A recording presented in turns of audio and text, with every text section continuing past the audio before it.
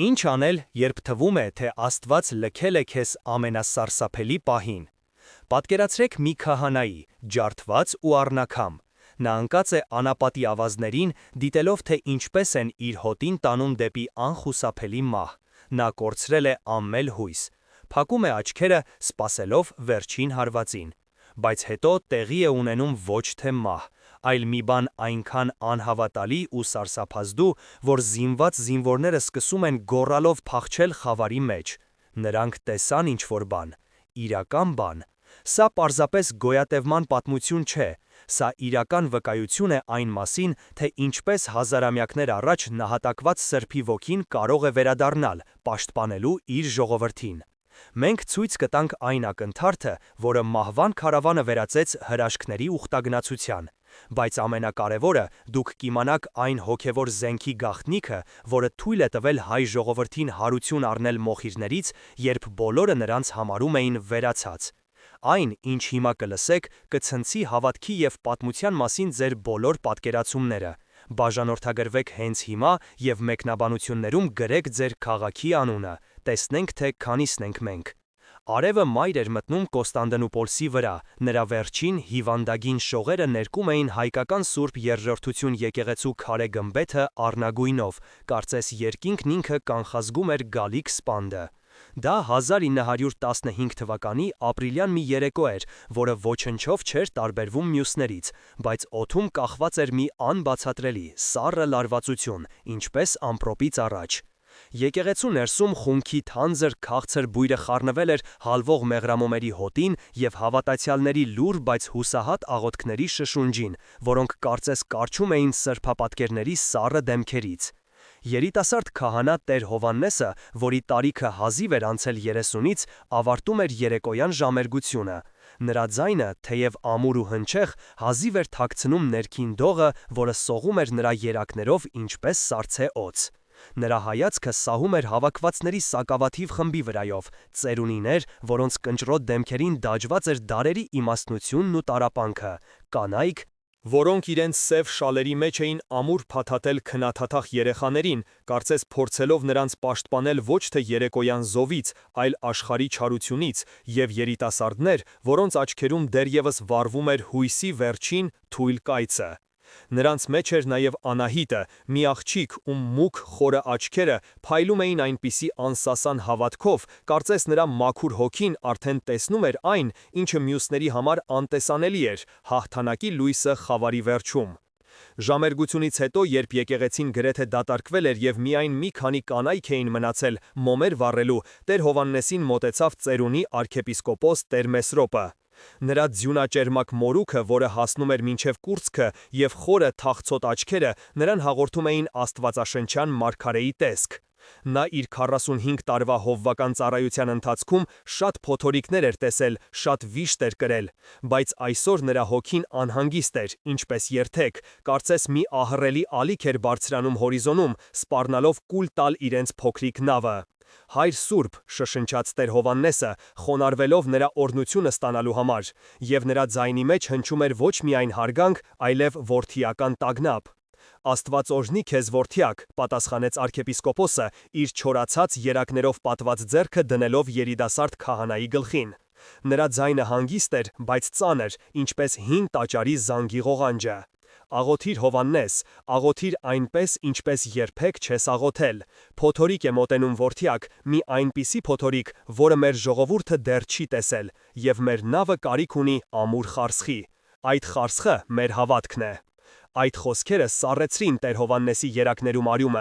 Նա գիտեր, որ քաղաքում սարսափելի լուրեր էին պտտվում հայ մտավորականների, գրողների, բժիշկների գիշերային ձերբակալությունների մասին, բայց նրա երիտասարդ լավատես հոգին հրաժարվում էր հավատալ ամենավատին։ Ինչպես կարող էր նման բան պատահել 20-րդ դարում, քաղաքակիրթ աշխարհի աչքի առաջ։ Դա անհնար էր, դա պետք է որ սխալ լիներ, բայց դա միայն սկիզբն էր։ Այդ գիշեր, երբ քաղաքը խորը քնի մեջ էր, և միայն լուսինն էր անտարբեր լույս սփռում դատարկ փողոցների վրա,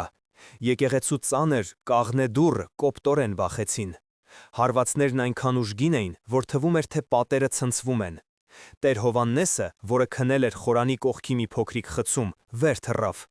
Զինվորները առանց պատասխանի սպասելու կոտրեցին դուռը և ներխուժեցին ներս իրենց կեղտոտ կոշիկներով պղծելով սուրբ վայրը։ Նրանք եկել էին Տեր Մեսրոպի հետևից։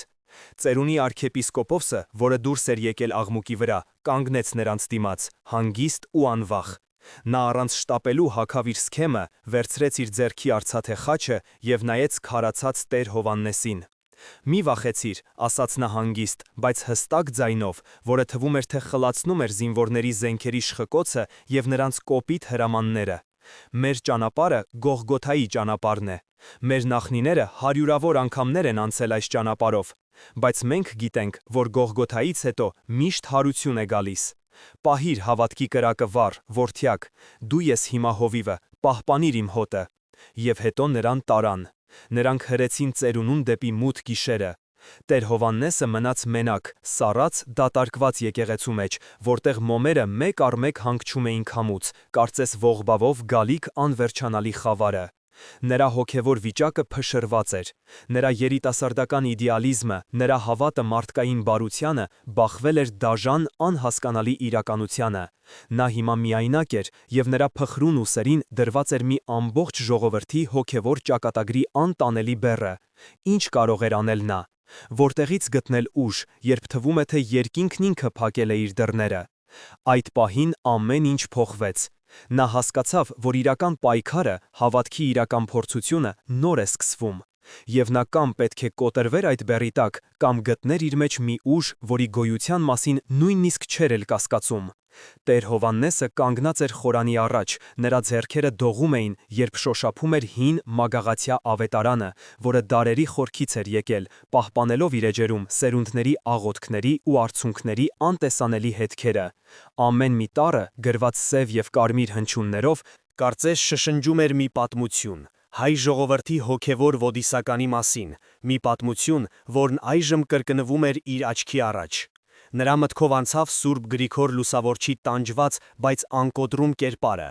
Նրա պատկերացրեց, թե ինչպես է Լուսավորիչը 13 երկար, անվերջանալի տարիներ անցկացրել խոր վիրապի խավար ու նեխած փոսում, որտեղ միակ ընկերակիցները օձերն ու կարիճներն էին։ Նա սնվում էր միայն հավատքով և մի բարի կնոջ կողմից գաղտնի բերված հացի փշրանքներով։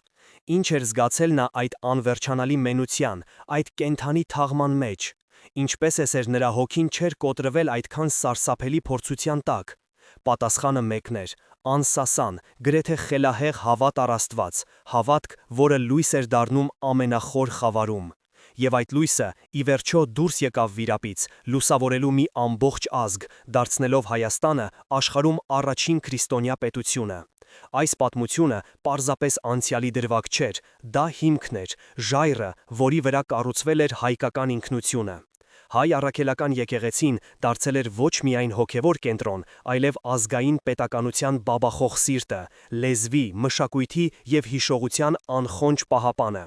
Էջմիածնի մայր տաճարը, որը ըստ ավանդության կառուցվել էր Լուսավորչի տեսիլքի համաձայն այն վայրում, որտեղ իջավ Միածինը, դարձել էր համայն հայության հոգևոր մայրաքաղաքը, մի վայր, որտեղից աստվածային շնորհը հորդում էր, միավորելով բոլոր հայերին, անկախ նրանից, թե աշխարհի որ ծայրում էին նրանք ապրում։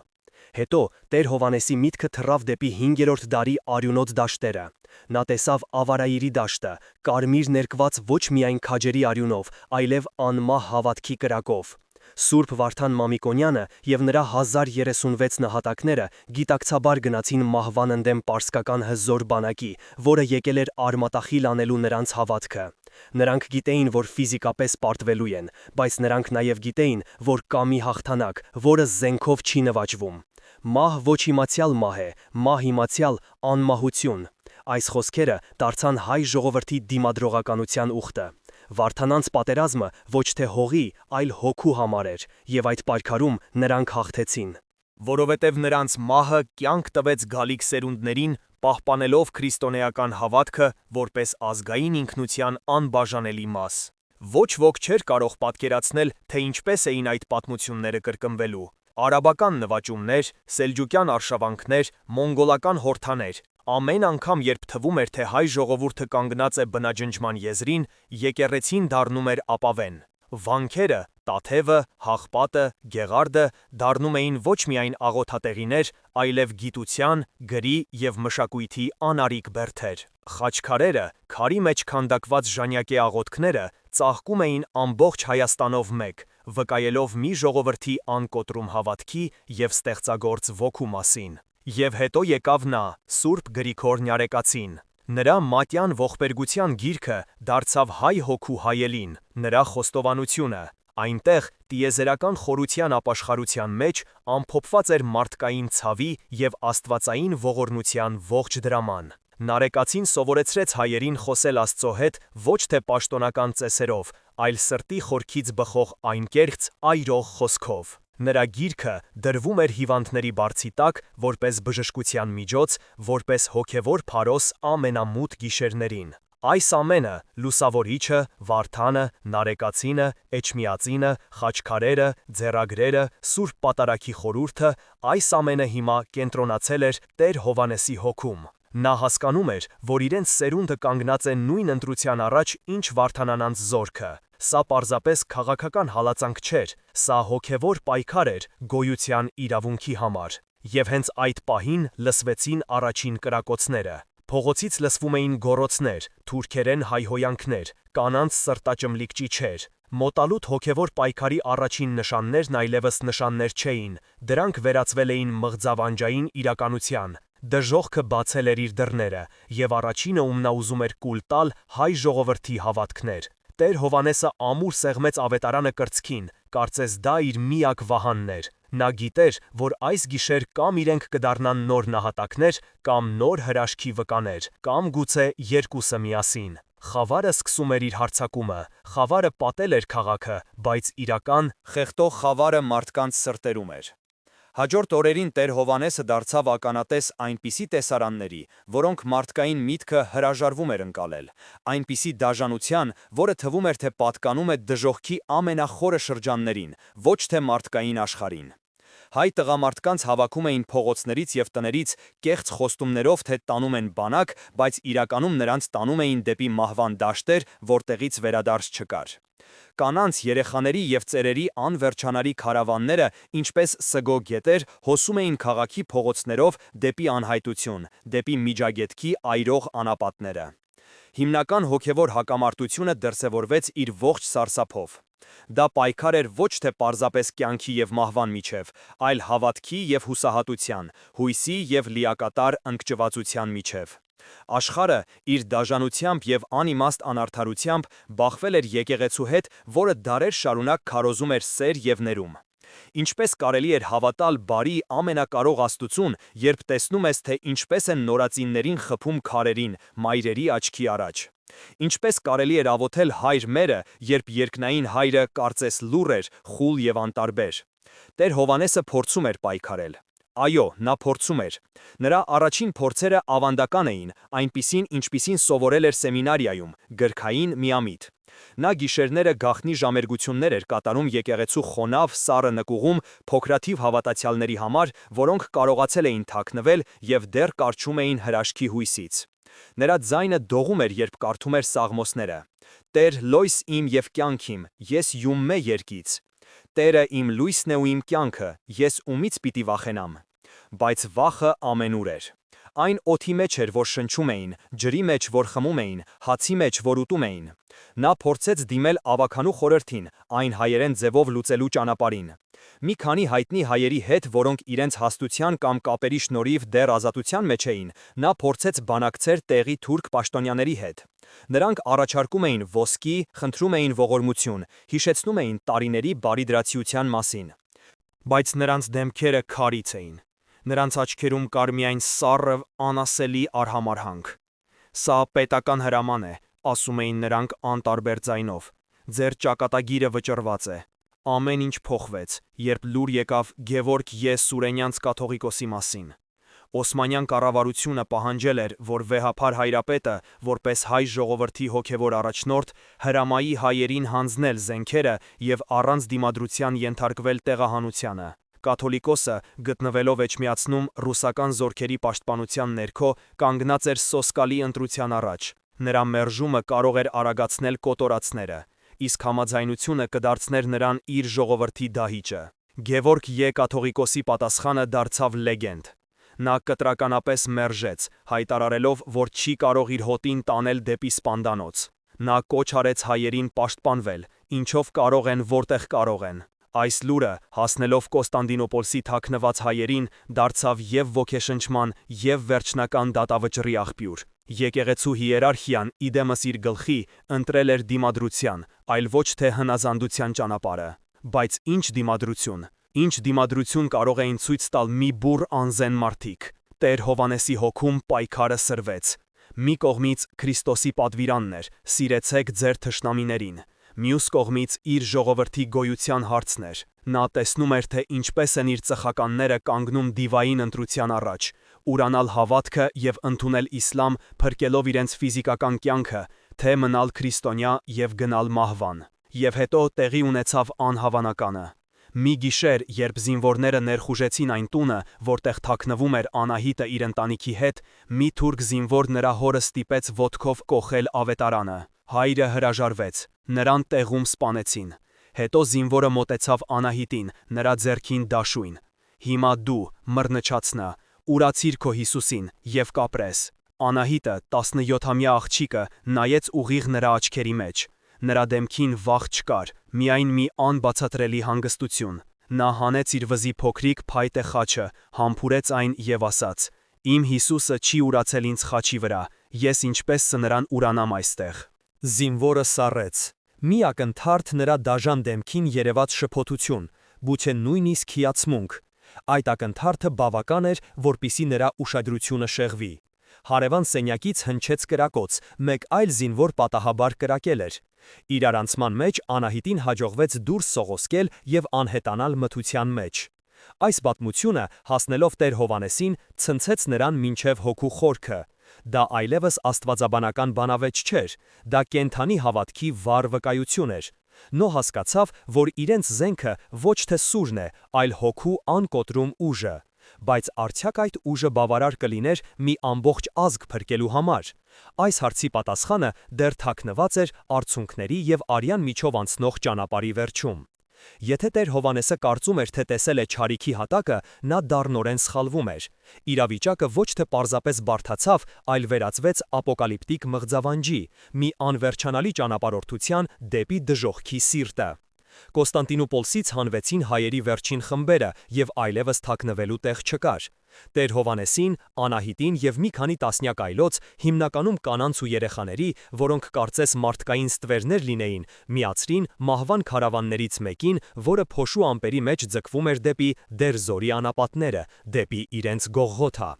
Ճանապարհը դժոխքի միջով անցնող ուխտագնացություն էր։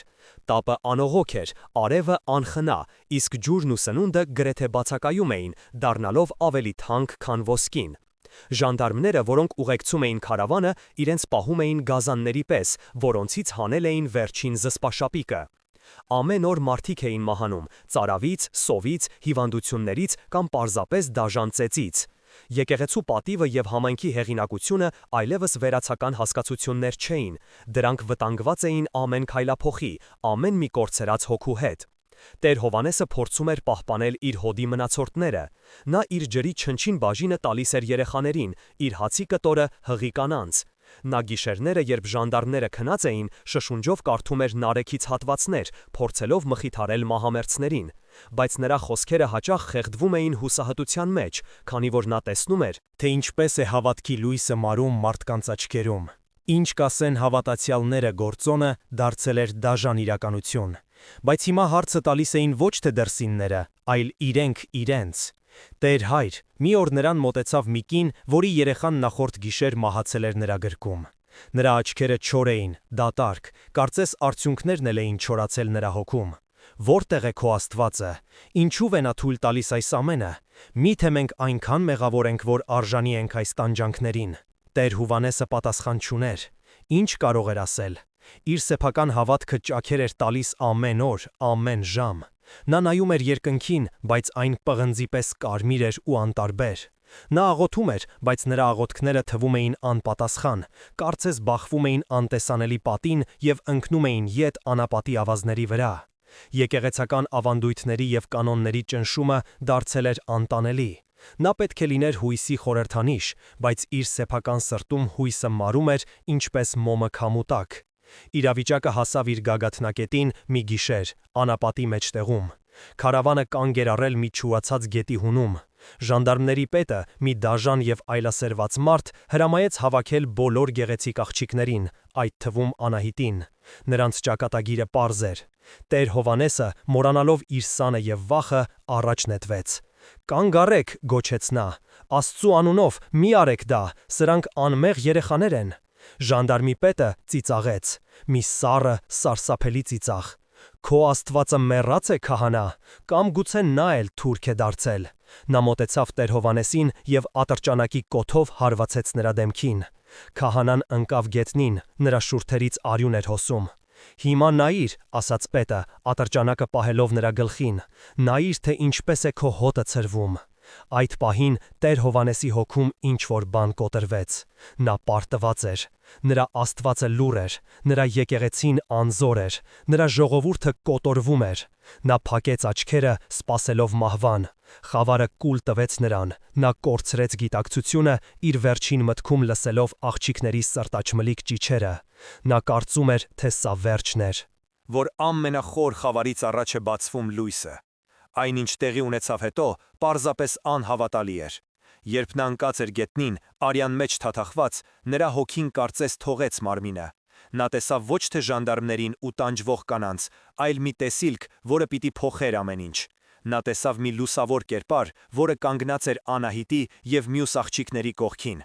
Այդ կերպարի դեմքը փայլում էր, իսկ ձեռքին կարծես թուր կար։ Ժանդարմները, որոնք մոտենում էին աղջիկներին, հանկարծ սարսափահար կանգ առան, կարծես անտեսանելի պատի բախվելով։ Նրանք սկսեցին գոռալ, ցույց տալով դեպի դատարկությունը և խուճապահար փախչել։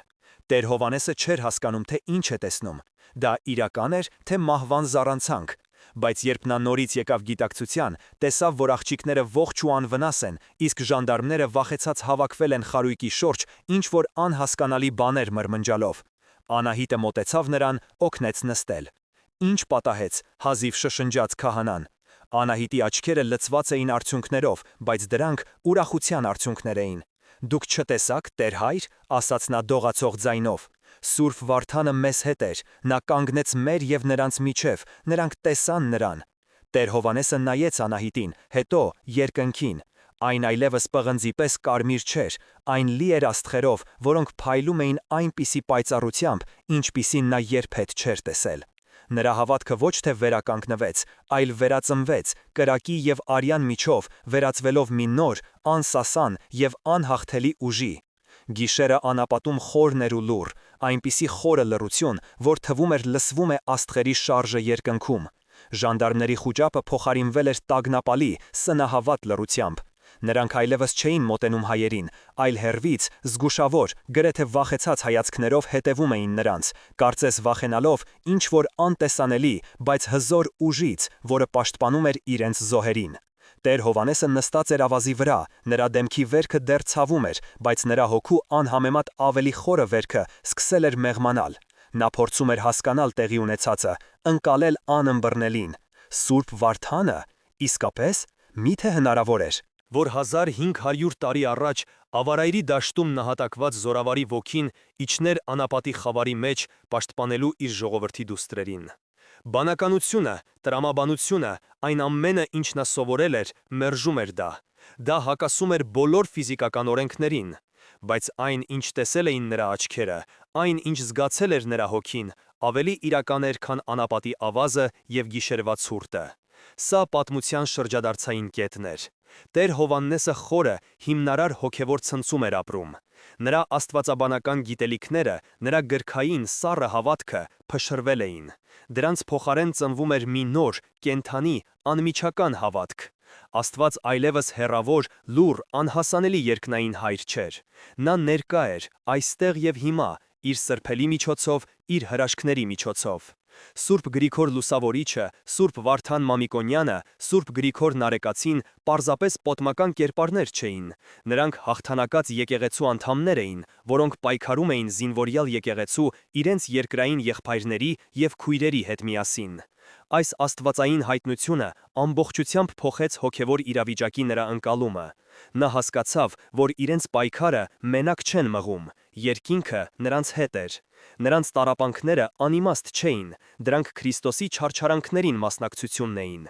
Նրանց մահը ոչ թե վերջն էր, այլ անմահության սկիզբը, ճիշտ ինչպես Վարդանանց նահատակների մահը։ Այդ գիշեր Տեր Հովհաննեսը չքնեց։ Նա աղոթում էր, բայց նրա աղոթքն այլևս խնդրանք չէր, այլ զրույց։ Նա խոսում էր Աստծո հետ, ինչպես որդին կխոսեր սիրող հոր հետ։ Նա խոսում էր Սուրբ Վարդանի հետ, շնորհակալություն հայտնելով նրան իր պաշտպանության համար։ Նա խոսում էր Նարեկացու հետ, նրա բառերով արտահայտելով իր հոգու խորքերը, իր ցավը, իր ապաշխարությունը և իր նոր գտած հույսը։ Տեր, շշնջում էր նա, նայելով աստղալից երկնքին, ես հասկացա, մեր մարմինները կարող են ոչնչացնել, բայց մեր հոգին անմահ է, մեր եկեղեցիները կարող են քանդել, բայց մեր հավատքը քարից է, այն քարից, որի վրա Քրիստոս կառուցեց իր եկեղեցին, և դժոխքի դռները չեն կարող հաղթել նրան։ Մեր անունները կարող են ջնջել այս հողից, բայց դրանք գրված են կյանքի գրքում, երկնքում։ Լուսադեմին նա հավաքեց իրեն շրջապատող մի քանի տասնյակ հոգնատանչ, բայց այժմ հույսով լցված մարդկանց։ Նրա դեմքը փոխվել էր, հուսահատության ստվերները անհետացել էին, դրանց փոխարինել էր մի ներքին, հանգիստ լույս։ Եղբայրներ և քույրեր, ասաց նա հանգիստ, բայց հզոր ձայնով, որը տարածվեց լուռ անապատում։ Այս գիշեր մենք տեսանք հրաշք, մենք տեսանք, որ Աստված մեզ չի լքել, մեր սուրբ նախնիները մեզ հետ են, մենք պարտված չենք, մենք ուխտավորներ ենք, որոնք գնում են դեպի երկնային Երուսաղեմ։ Այս անապատը մեր Գողգոթան է, բայց մենք գիտենք, որ մեզ սպասում է հարությունը։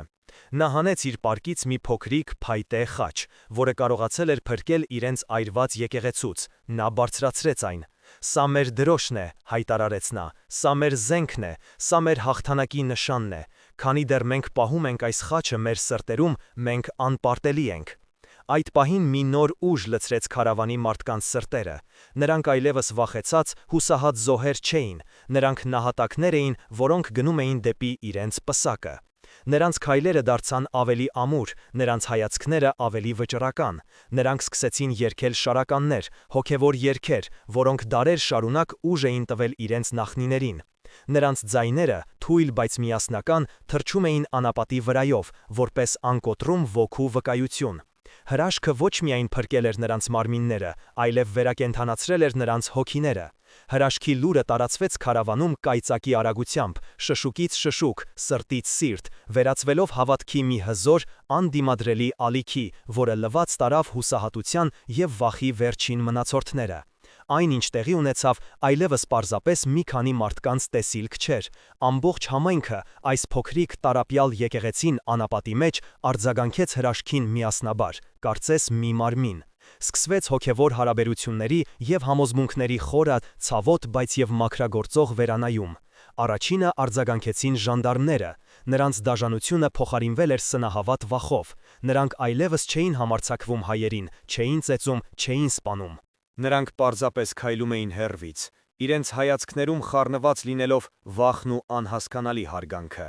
Նրանք տեսել էին մի բան, որը չէին կարող բացատրել, և այդ անբացատրելին նրանց սարսափեցնում էր։ Սա առաջին պտուղն էր։ Հրաշքը դարձել էր անտեսանելի վահան։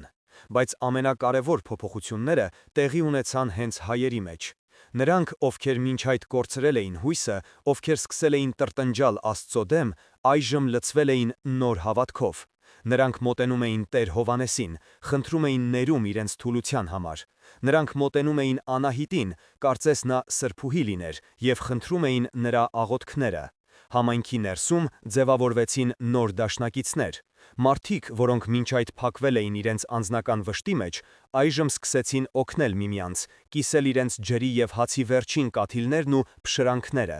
Նրանք դարձան մեկ ընտանիք, միավորված ոչ միայն ընդհանուր տառապանքով, այլև ընդհանուր հրաշքով։ Սակայն, ինչպես միշտ, հայտնվեցին նաև հակառակորդներ։ Ոչ բոլորը ընդունեցին հրաշքը։ մի քանի հոգի, որոնց սրտերը քարացել էին վշտից, կամ որոնք գաղտնի հույսեր էին փայփայում փրկվել իսլամ ընդունելու միջոցով, սկսեցին կասկածներ տարածել։ Դա զանգվածային զառանցանք էր, շշնջում էին նրանք։ Արևահարությունից մեր ուղեղները մթագնել են։ Մի հավատացեք այս հեքիաթներին։ Միայն ուժն է, որ հարգում են այս մարդիկ։ Նրանց առաջնորդում էր մի մարդ, Սարգիս անունով, որը նախկինում հարուստ վաճառական էր և չէր կարողանում հաշտվել իր կորուստների հետ։ Նա դարձավ ներքին թշնամի, փորձելով քայքայել համայնքի նոր գտած միասնությունը։ Այսպիսով քարավանը բաժանվեց երկու մասի։ Մեծամասնությունը ոգեշնչված հրաշքով հետևում էր Տեր Հովհաննեսին և Անահիտին, իրենց տառապանքը ընդունելով որպես հոգևոր սխրանք։ Փոքրամասնությունը Սարգսի գլխավորությամբ փնտրում էր փրկության երկրային ուղիներ, պատրաստ լինելով ամեն ինչի, նույնիսկ ուրացության։ Մի օր, երբ քարավանը հասավ մի փոքրիկ օազիսի, լարվածությունը հասավ իր գագաթնակետին։ Սարգիսը իր կողմնակիցների հետ մոտեցավ ժանդարմների պետին։ «Մենք պատրաստ ենք ընդունել ձեր հավատքը», ասաց նա, «միայն խնայեք մեր կյանքը, մենք կծառայենք ձեզ»։ Ժանդարմի պետը, որը դեռ գտնվում էր նախորդ գիշերվա հրաշքի ազդեցության տակ, նայեց նրանց արհամարհանքով։ «Ես կարիք չունեմ ձեր նման վախկոտների», ասաց նա։ «Նրանք, ցույց տալով Տեր Հովհաննեսի խումբը, ունեն մի բան, որը դուք չունեք, նրանք ունեն հավատք, և ես սկսում եմ մտածել, որ նրանց Աստվածը ավելի հզոր է, քան մերը»։ Երբ Սարգիսը և նրա խումբը լսեցին այս խոսքերը, նրանք սառեցին։ Սա անհավանական էր։ Իրենց դահիճը խոսում էր իրենց հավատքի ուժի մասին։ Այդ պահին նրանք հասկացան, որ պարտվել են ոչ թե թուրքերին, այլ իրենց սեփական անհավատությանը։ Տեր Հովհաննեսը մոտեցավ նրանց, նրա հայացքում չկար դատապարտում, միայն կարեկցանք։ «Դեռ ուշ չէ, եղբայրներ», ասաց նա հանգիստ, «վերադարձեք ձեր հոտը, Աստծո ողորմությունը անսահման է»։ Սարգիսը նայեց Տեր Հովհաննեսին, հետո իր կողմնակիցներին, և նրա աչքերից արցունքներ հոսեցին։ Նա ընկավ քահանայի ոտքերի առաջ։ Համայնքը վերամիավորվեց, ավելի ուժեղ, քան երբևէ։ Նրանք հասկացել էին, որ իրենց միակ փրկությունը ոչ թե փախուստի կամ ուրացության, այլ միասնության և հավատքի մեջ է։ Նրանք պատրաստ էին դիմակայելու ամեն ինչի, որովհետև գիտեին, որ մենակ չեն, երկինքը նրանց հետ էր։ Տեր Հովհաննեսը, ոգեշնչված երկնային հայտնությունից և իր հոտին նուր գտած միասնությունից, այլևս չէր կարող պարզապես պասիվ զոհ լինել։ Նրա մեջ արթնացել էր մարտնչող քահանայի ոգին, վարդանանանց ոգին։ Նա հասկացավ, որ իրենց պայքարը պետք է լինի ոչ միայն պաշտպանողական, այլև ակտիվ։ Նա սկսեց վճռական գործողություններ ձեռնարկել, որոնք պետք է փոխեին քարավանի ճակատագիրը։ Նա անցավ մտորումներից դեպի գործողություն։ Նրա առաջին քայլը ուղղակի բախումն էր չարի ուժերի հետ։ Նա հավաքեց քարավանի տղամարդկանց և կազմակերպեց գիշերային պահակախմբեր։ Նրանք զինված էին միայն փայտերով ու քարերով, բայց նրանց սրտերը լի էին հավատքով։ Նրանք այլևս թույլ չէին տալիս, որ ժանդարմերը գիշերները մտնեն իրենց ճամբար և տանեն կանանց կամ սպանեն թույլերին։ Առաջին իսկ փորձի ժամանակ հայ տղամարդիկ Տեր Հովհաննեսի գլխավորությամբ շրջապատեցին ժանդարմներին։ Նրանք չհարձակվեցին, այլ պարզապես կանգնեցին, լուռ, վճռական, իրենց ձեռքերում պահելով իրենց պարզունակ զենքերը։ Ժանդարմները, զարմացած և վախեցած այս անսպասելի դիմադրությունից, նահանջեցին։ Դա փոքր հաղթանակ էր, բայց այն անչափ կարևոր էր։ Այն ցույց տվեց, որ նրանք այլևս անպաշտպան ոչխարների հոտ չեն։ Սկսվեց ակտիվ պայքար ճշմարտության և եկեղեցական արդարադատության համար։ Տեր Հովհաննեսը սկսեց գրի առնել ամեն ինչ։ Նա գաղտնի օրագիր էր պահում, մանրամասն նկարագրելով ժանդարմների բոլոր վայրագությունները, մահացածների անունները, նահատակվածների պատմությունները։ Նա հասկանում էր, որ եթե իրենք նույնիսկ չգոյատևեն, ճշմարտությունը պետք է ապրի։ Այս օրագիրը պետք է դառնար մեղադրական եզրակացություն մարդկության դատաստանի առաջ։ Բայց նրա ամենակարևոր գործողությունը հոգևոր դաշտում էր։ Նա հասկացավ, որ իրենց գլխավոր զենքը ոչ թե քարն ու փայտն է, այլ աղոթքը և սուրբ խորհուրդները։ Նա սկսեց ամեն օր կատարել ժամերգություններ, ոչ թե գաղտնի, այլ բացահայտ, ամբողջ քարավանի աչքի առաջ։ Նա օգտագործում էր մի հարթ քար որպես սուրբ սեղան։ Նա չուներ սուրբ անոթներ, բայց ուներ իր հավատքը։ Նա հացի փշրանքներով և ջրի կաթիլներով կատարում էր սուրբ պատարագի խորհուրդը, հաղորդություն տալով իր հոտին։ Այդ պահերը անասելի զորություն ունեին։ Անապատի մեջտեղում իրենց դահիճների աչքի առաջ այս տանջված մարդիկ միանում էին Քրիստոսին, ստանալով հոգևոր ուժ և անմահության հույս։ Ժանդարմները նայում էին այս տեսարանին, ոչինչ չհասկանալով, բայց զգալով, որ այստեղ տեղի է ունենում մի խորհուրդ, որը իրենց հասու չէ։ Մի անգամ ժանդարմների պետը մոտեցավ Տեր Հովհաննեսին, երբ նա ավարտում էր պատարագը։ «Ինչ եք անում քահանա», հարցրեց նա, առանց սովորական կոպնության։ «Մենք ուտում ենք մեր Աստծո մարմինը և խմում ենք նրա արյունը», հանգիստ պատասխանեց Տեր Հովհաննեսը, որպեսզի ունենանք հավիտենական կյանք։ Ժանդարմը երկար նայեց նրան, հետո հաղորդություն ստացող մարդկանց հանգիստ լուսավորված դեմքերին։ Նա գլուխը թափահարեց և հեռացավ, առանց որևէ խոսք ասելու։ Այդ պահին ամեն ինչ կարող էր փոխվել։ Տեր Հովհաննեսը հասկացավ, որ իրենց պայքարը ազդում է նույնիսկ իրենց թշնամիների վրա։ Նրանք սերմանում էին ոչ թե ատելություն, այլ հավատքի սերմեր, որոնք գուցե մի օր կծլեին նույնիսկ այս քարքարոտ հողի վրա։ Նա գիտեր, որ ճանապարհը դեռ երկար է ու դժվար, և որ իրենց դեռ սպասվում են բազմաթիվ փորձություններ։ Բայց նա այլևս չէր վախենում։ Նա գտել էր իր ճանապարհը։ Նա ոչ թե պարզապես գոյատևում էր, այլ մարտնչում էր, հանուն իր Աստծո, իր եկեղեցու և իր ժողովրդի անմահ հոգու։ Եվ այդ պայքարում նա արդեն հաղթող էր։ Ամբողջ հակամարտության գագաթնակետը և հանգուցալուծումը տեղի ունեցավ ոչ թե ճակատամարտում, այլ մի մարդու հոգում։ Քարավանը հասել էր Դերզորի մատույցներին։ Ավազները սպիտակ էին մարդկային ոսկորներից։ Օդը լի էր մահվան հոտով։ Սա վերջն էր։ Ժանդարմների պետը, որի վարքագիծը փոխվել էր հրաշքից հետո, մոտեցավ Տեր Հովհաննեսին։ Նրա դեմքին այլևս դաժանություն չկար, այլ մի տեսակ հոգնածություն և, գուցե, նույնիսկ ամոթ։ «Քահանա», ասաց նա, «հրաման է եկել, վաղը բոլորիդ պետք է վերջ տրվի։ Բայց ես քեզ առաջարկ ունեմ։ Ես տեսել եմ քո հավատքը, ես տեսել եմ քո Աստծո ուժը։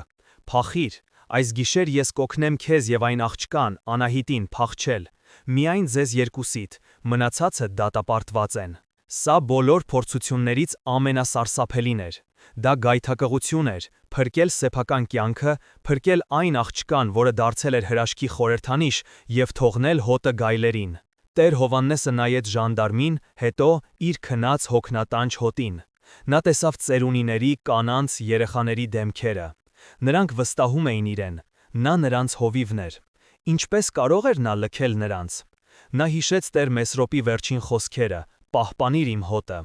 Նա հիշեց Քրիստոսի խոսքերը. «Բարի հովիվը իր կյանքը տալիս է իր ոչխարների համար»։ «Ոչ», պատասխանեց նա հաստատակամորեն, «ես կմնամ իմ ժողովրդի հետ, մեր ճակատագիրը մեկ է»։ Ժանդարմի պետը նայեց նրան երկար, անթարթ։ Նրա աչքերում կար անհավատություն, հետո հիացմունք։ «Ես գիտեի, որ այդպես կասես», մրմնջաց նա, «դուք տարօրինակ ժողովուրդ եք»։ Նա շրջվեց և հեռացավ։ Այդ գիշեր Տեր Հովհաննեսը հավաքեց իր ժողովրդին վերջին անգամ։ Նա չխոսեց մահվան մասին, նա խոսեց հավիտենական կյանքի մասին, նա խոսեց հարության մասին։ Նա կատարեց վերջին պատարագը, և բոլորը հաղորդվեցին։ Նրանց դեմքերը լուսավոր էին, նրանք պատրաստ էին։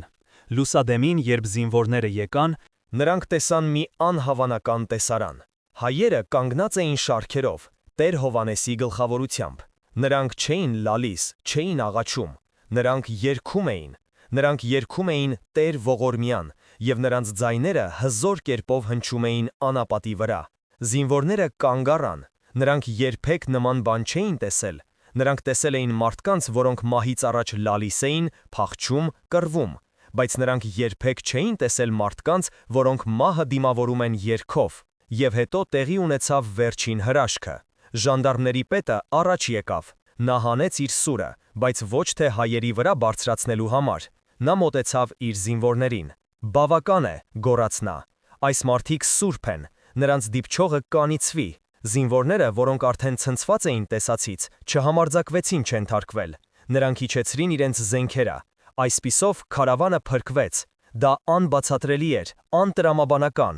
բայց դա փաստ էր։ Համայնքը հասավ նոր հոգևոր ըմբռնման։ Նրանք հասկացան, որ հավատքի ուժը կարող է հաղթել նույնիսկ մահին։ Նրանք հասկացան, որ աստվածային նախախնամությունը գործում է ամենաանհավանական ձևերով։ Նրանք տեսան, որ հոգու հաղթանակը կարող է փոխել նույնիսկ քարե սրտերը։ Տարիներ անցան։ Տեր Հովանեսը, Անահիտը և ցեղասպանությունը վերապրած շատերը հասան Հայաստան։ Նրանք կառուցեցին նոր եկեղեցիներ, նոր դպրոցներ, նոր կյանք։ Նրանք իրենց երեխաներին ու թոռներին պատմեցին իրենց անցած ճանապարհի, իրենց տեսած հրաշքների մասին։ Նրանք փոխանցեցին հավատքի կրակը, որը չէր հանգել նույնիսկ մահվան անապատում։ Հիշողության և ժառանգության պահպանումը դարձավ նրանց կյանքի առաքելությունը։ Հայ ժողովուրդը հարություն առավ մոխիրներից, ինչպես Փյունիկ թռչունը։ Եվ այսօր, երբ մենք նայում ենք մեր եկեղեցիներին, լսում ենք մեր շարականները, կարդում ենք մեր սրբերի պատմությունները, մենք գիտենք, որ մեր ուժը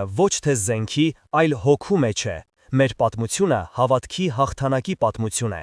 Իսկ դուք, սիրելի բարեկամներ, ինչ կանեիք Տեր Հովանեսի փոխարեն։ Կընդունեիք փրկության առաջարկը, թե կմնայիք ձեր հոտի հետ մինչև վերջ։ Կիսվեք ձեր մտքերով մեկնաբանություններում, քննարկենք միասին, թե որն է հավատքի իրական ուժը։ Եվ թող մեր նախնիների օրինակը մեզ ուժ տա պահպանելու մեր հավատքը, մեր լեզուն և մեր հայրենիքը, հանուն Հայաստանի լուսավոր ապագայի։ Ամեն։